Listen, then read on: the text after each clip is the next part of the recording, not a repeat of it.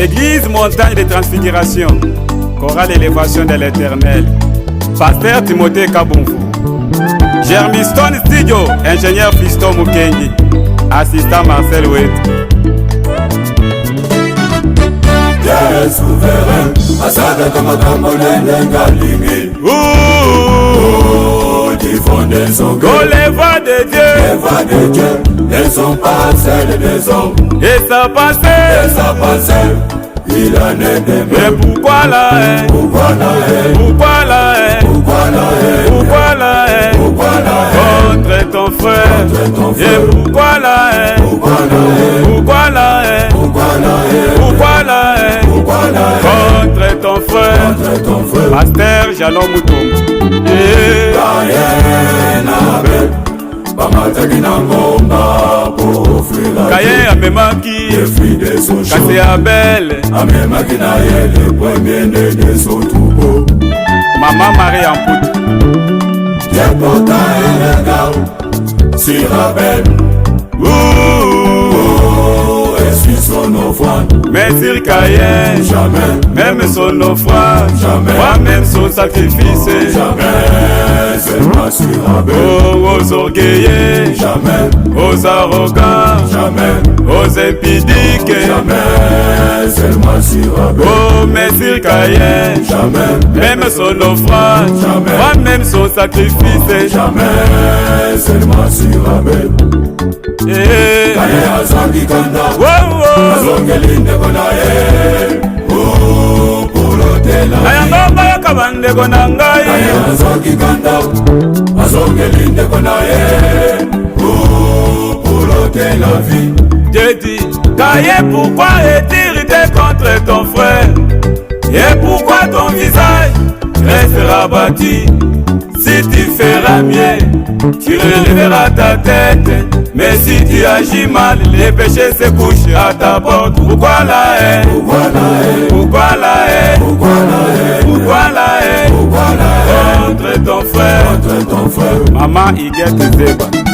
Na mitunaka, eske Nzambe akoki kopambola bato nyonso na mokili oyo kaka na lolenge moko oyo? Jamais, jamais. Je me demande, est-ce que Dieu peut faire à ce que tout le monde devienne pasteur kaka na mokili oyo? Jamais, jamais. Je me demande, est-ce que Dieu peut faire à ce que tout le monde devienne chanteur kaka na mokili oyo? Jamais, jamais. Asezalaka ndenge nini oyo? Notre nyonso azala destin na ye. Na tango na ye. Asezalaka ndenge nini oyo? Notre nyonso azala destin na ye. Na tango na ye. Oka, Dieu fait l'autre pauvre, il yeah. fait l'autre riche. Du fond de son cœur, Ka, Dieu fait l'autre pauvre, il fait l'autre riche. Du fond de son cœur, kasi yo ndeko na ngai yoyo. ozoyinanga bamba, Bamba yoyo. okobomanga bamba.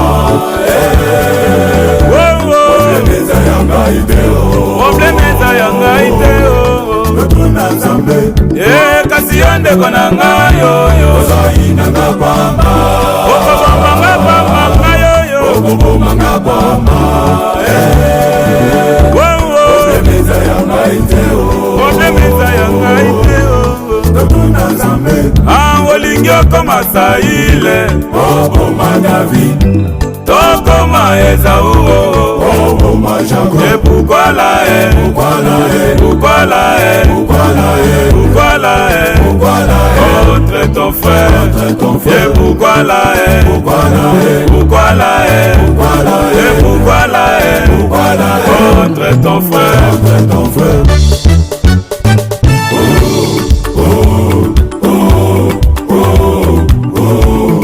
Totuna Nzambe.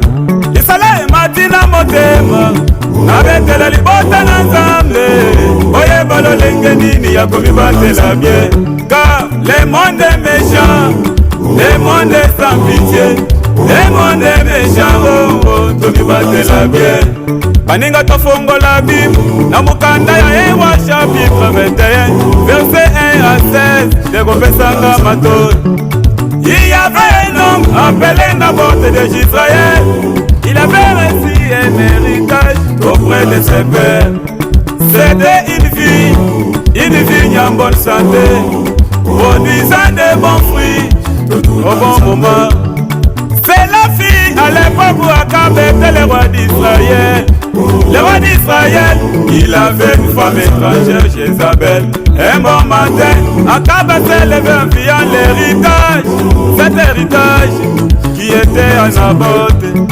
Naboth à son tour refusa de céder sa vigne. Cela a suscité l'amertume dans les cœurs du roi.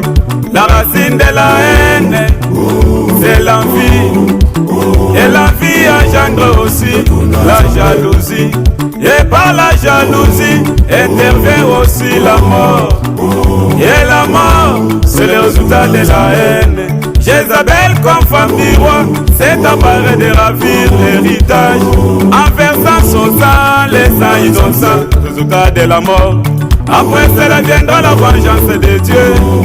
Naboth a perdu sa vie, aussi l'héritage. Or l'héritage, on ne le sait de jamais, car un héritage c'est un don reçu de la part de Dieu. Il y a des combats où on se bat que par des prières. Il y a aussi des combats qui nécessitent que la prudence.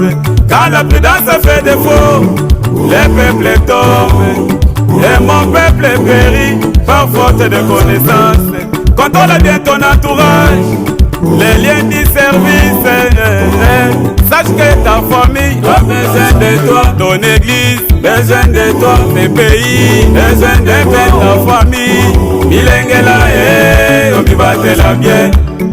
Dieu a créé chaque personne avec sa part, avec sa bénédiction, aussi que sa mission. L'encoute belle la Bible, le nous papa bulo papa. Bulo bambu nyangu ke lufula bantu lukaji chana. Uji ushipa chanana, uji ukina chanana. Mema inji mwanenu tutu lukinulu walukai, muka uwa walukai. Lukuna nanyi lwachinyi mwambwanywe. Yonde ndego nangaye, tina yonde ndego nangaye, yonde ndego nangaye. Mama Gode Kabina, enda ili buji mkwanchi kwa buloba. Wanu muluishi wetu kene netu kuleto. Anu tujutuja nendo tuna nendo.